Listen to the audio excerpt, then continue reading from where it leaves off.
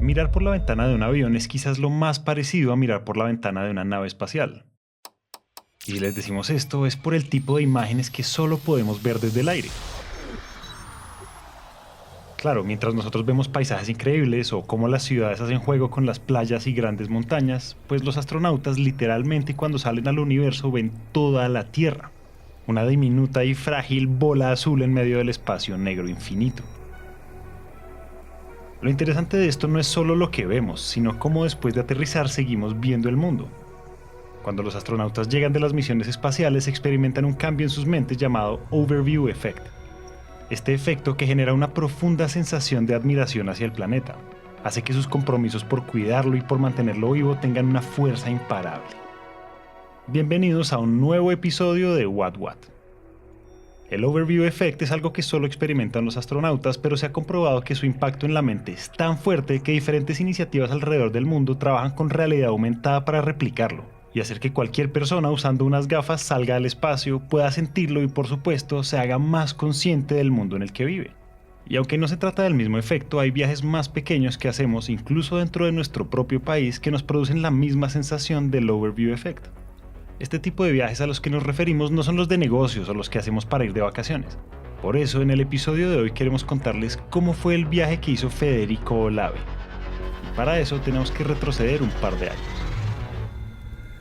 En el 2019, todavía no ha cumplido un año mi hijo menor, Emilio, y nosotros vivíamos en Bogotá y siempre hay picos constantes de gripas en los jardines, en los colegios, y mi hijo mayor estaba en el jardín y trajo una gripa a la casa y le prende directamente esta gripa a Emilio. Pero una gripa que no suena a algo muy grave fue distinto para Emilio, pues Emilio hasta ahora estaba empezando a tener sus defensas, le dio bronquiolitis. como si esto fuera poco, recién había llegado el COVID. Entonces tenemos un bebé que está sin defensas y tenemos en el otro lado una pandemia mundial. Y en un momento, gracias a la Big Data, estaba muy dateado de qué estaba pasando con el pico de COVID en Colombia y pudimos decirle a mi esposa, no, agarremos acá. Y se fueron de Bogotá para una finca en San Francisco, Cundinamarca. Entonces empezamos a estar en un año donde Emilio se empezó a recuperar. Entonces, oiga, mire, en el campo, respirando aire puro, empiezas a ver la mejoría de él y dices, oiga, aquí necesitamos empezar a hacer algo contundente realmente en temas de calidad de vida para las personas. Darse cuenta de las diferencias de vivir en el campo y recuperar la salud de Emilio hicieron que algo en la mente de Federico cambiara para siempre. El poder detrás de esa experiencia fue la convicción con la cual Federico y su esposa se pusieron manos a la obra para materializar su sueño de brindarle una mejor calidad de vida a las personas y a sus hijos. Aunque las opciones para actuar de forma consciente, pero sobre todo de manera responsable con los recursos naturales y el medio ambiente son muchas, como si se tratara de una corazonada, Federico y su esposa pensaron que el camino era el de la sostenibilidad.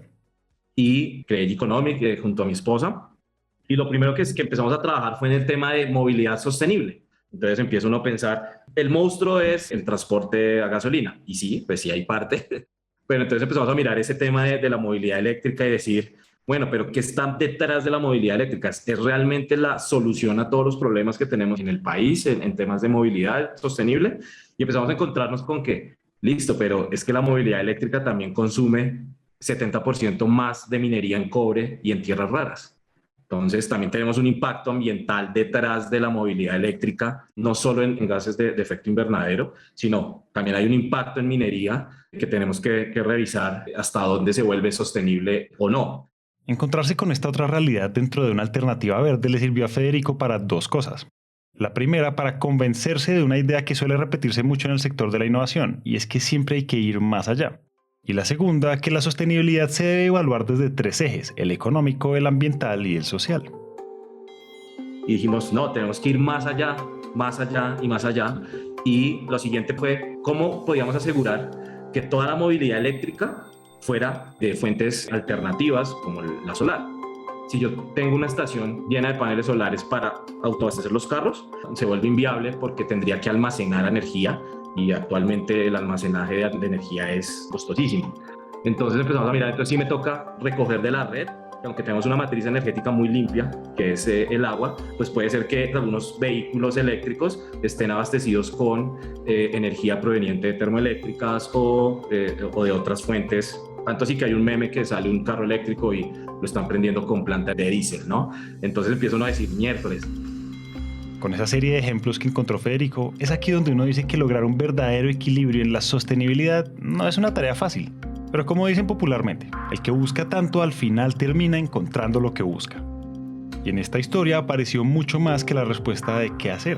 Empezamos a no solamente mirar la transición energética como la sustitución de la energía, sino que realmente si queremos tener un impacto mucho más allá, deberíamos empezar a mirar es cómo estamos consumiendo, si lo estamos consumiendo de la manera más eficiente, y eso que las mismas redes sociales te van llevando a personas muy relevantes que están hablando de esos temas. Cuando me sale Daniela Mercado y empiezo a mirar de lo que estaba hablando. Y ahí yo dije, vamos a escribirle de una vez. Y me llegó el mensaje de Federico. Hola Daniela, mi nombre es Federico Olave y me gustaría presentarte mi negocio, mi empresa. Entonces le dije, hola Federico, claro, estaría súper interesada. Si quieres cuéntame un poco más. Creo que en ese momento me envió un brochure como para que viera el tipo de negocio que él estaba ideando y montando y nos pusimos una cita por Zoom. Pero antes de seguir, queremos contarles quién es Daniela. Daniela Mercado es abogada con estudios en regulación minera, energética y petrolera. Y desde el principio de su carrera se dedicó a asesorar empresas en el sector de suministro de combustibles y autogeneración de energías. Esta experiencia en su momento le permitió identificar que existen muchas dudas sobre cómo llevar a cabo los proyectos de transición, además de cómo lograr los beneficios tributarios que ofrece el Estado para este tipo de iniciativas. Y justamente por esto Daniela empezó a usar su cuenta de Twitter para compartir información valiosa sobre cómo funciona la legislación en Colombia en la implementación de iniciativas ambientales, sobre todo desde la eficiencia energética. Entonces, cuando Dani llega a Genomics, sus conocimientos se vuelven muy poderosos porque le permiten a Federico formalizar la información, pero sobre todo aterrizar esas ideas con las que se había estado encontrando para entender la transición energética desde la eficiencia y la autogeneración. Mi retroalimentación fue, mira, me encanta, está genial tu idea de negocio y es muy innovadora.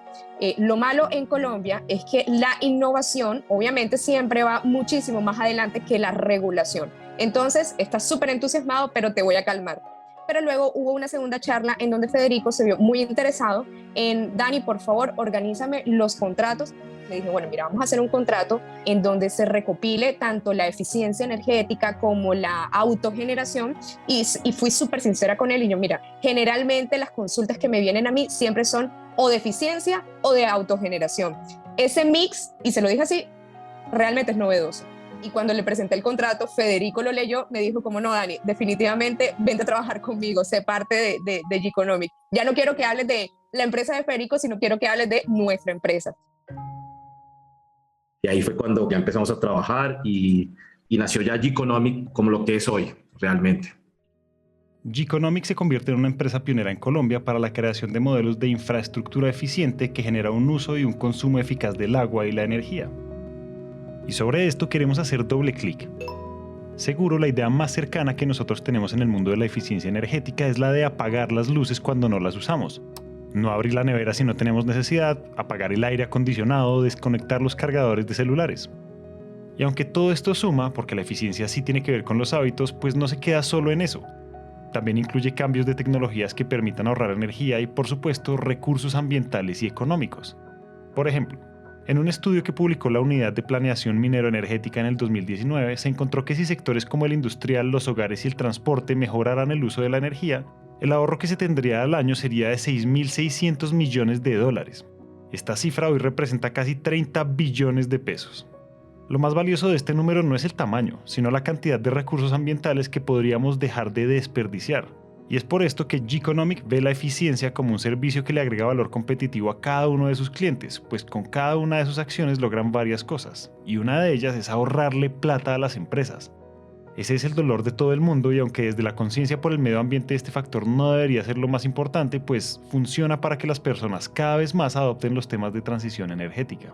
Nuestro servicio al que le brindamos, ya sea el colegio, ya sea la institución, ya sea la industria, abarca un programa integral y el proceso se va creando y se va personalizando para cada uno de esos clientes. Entonces tenemos que ser conscientes de cuáles son las necesidades reales y crear una solución a la medida.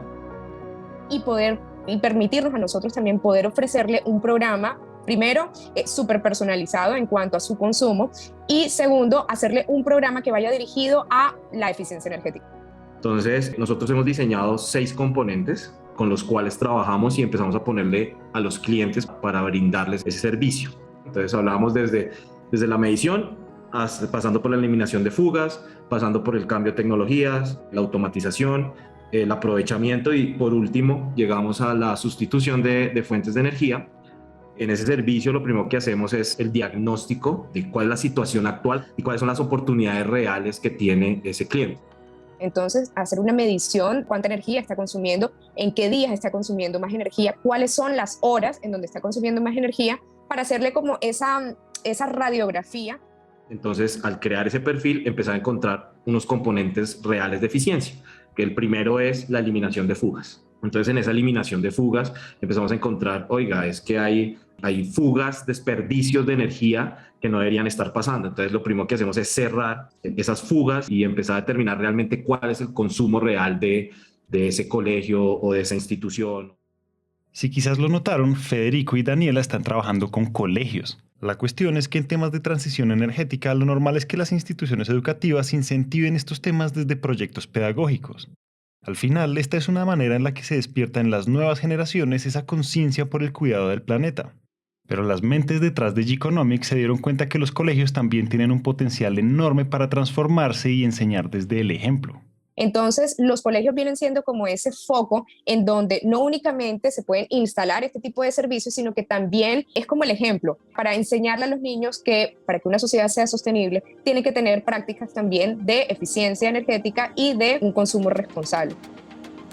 Y cómo desde la energía podemos empezar a ayudar al proceso de aprendizaje de los colegios y volverlos más eficientes y más productivos.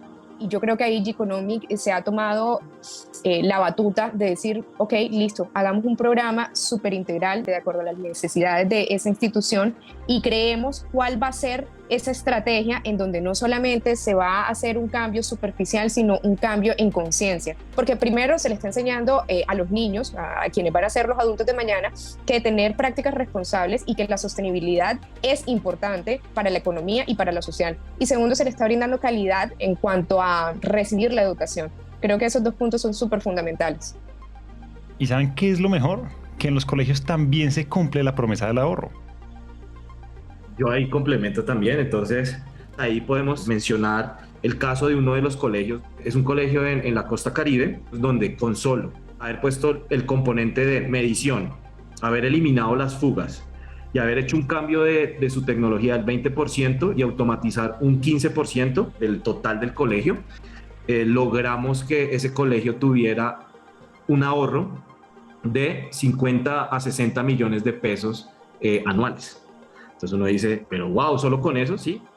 Con una cifra como esta en las finanzas de fin de año, seguro que nadie se pone bravo. Sin embargo, en este punto queremos contarles algo más. Y es que G-Economic hizo posible que los colegios en cualquier parte del país se sumaran a la transición energética, porque resolvieron el miedo más grande que tiene cualquier empresa para implementar este tipo de programas.